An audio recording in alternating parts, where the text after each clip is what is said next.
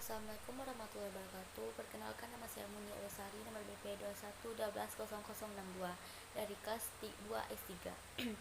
Baiklah, dalam kesempatan kali ini saya akan menjelaskan satu permasalahan yang terjadi di sekitaran saya dan apa solusinya untuk mengatasi permasalahan tersebut. Baiklah, di sini saya akan menjelaskan tentang satu permasalahan, yaitu tentang LGBT. Tidak asing lagi kita dengar masalah LGBT ini, karena di Indonesia sangat pesat sekali terjadinya masalah LGBT ini, terutama di sekitaran saya sekarang, yaitu di Padang. LGBT ini tampak berupa LGBT tertutup atau terkubur. Maksudnya di sini yaitu tidak banyak orang yang tahu tentang LGBT ini karena mereka melakukannya secara diam-diam. Adapun pengertian dari LGBT ini, yaitu LGBT ini adalah singkatan dari lesbian, gay, biseksual, dan transgender. Di sini, lesbian itu adalah suatu orientasi seks yang mana perempuan menyukai sesama jenis perempuan. Lalu, gay adalah sebuah sebutan untuk seseorang laki-laki yang menyukai sesama lelaki. Dan sementara biseksual itu adalah sebutan untuk seseorang yang dapat tertarik dengan laki-laki maupun perempuan.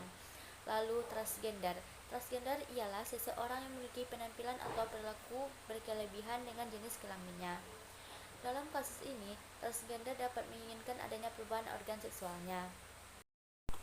Baiklah, LGBT ini tergolong sebagai masalah kejiwaan, seperti yang telah diungkapkan oleh Menteri Kesehatan RI, yaitu Nila Dejuwita F. Molok, pada saat beliau berkunjung ke Padang, yaitu kota tempat saya tinggal sekarang, yaitu Padang, Sumatera Barat.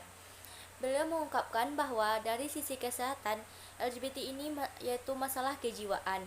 Beda dengan gangguan kejiwaan, kalau gangguan mereka yang tergabung di dalamnya tidak bisa berinteraksi.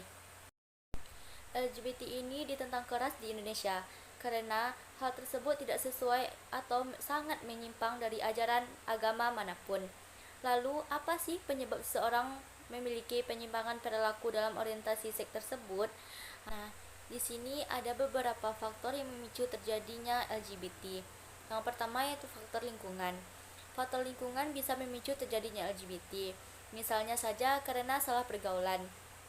Dalam berteman, sudah layaknya kita memilih mana teman yang baik dan tidak baik.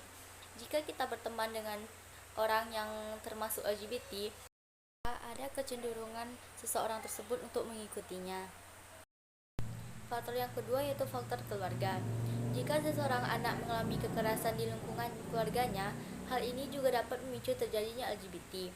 Contohnya saja, seorang anak perempuan yang mendapatkan perilaku kasar atau buruk dari ayahnya atau saudara laki-lakinya, maka mereka akan berpikir untuk membenci jenis lawannya.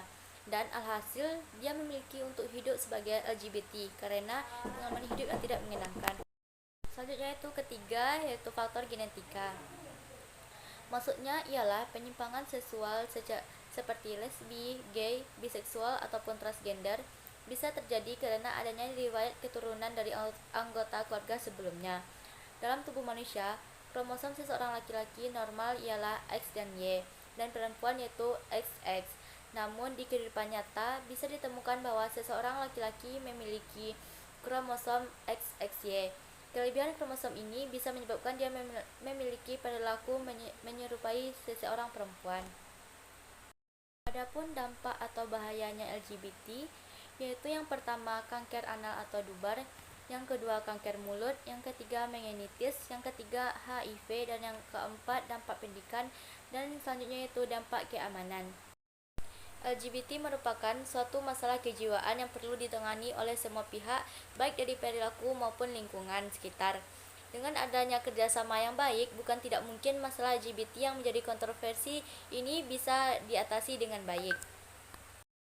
Nah, itulah tadi sedikit penjelasan tentang LGBT. Karena dampak LGBT sangat mengerikan, sebaiknya ada upaya untuk mencegah timbulnya LGBT atau cara mengatasi LGBT tersebut. Yang pertama yaitu edukasi dari diri kita sendiri. Yang kedua, menjaga pergaulan. Kita harus menjaga pergaulan, kita harus bisa memilih mana teman yang baik atau yang buruk untuk kita jadikan teman.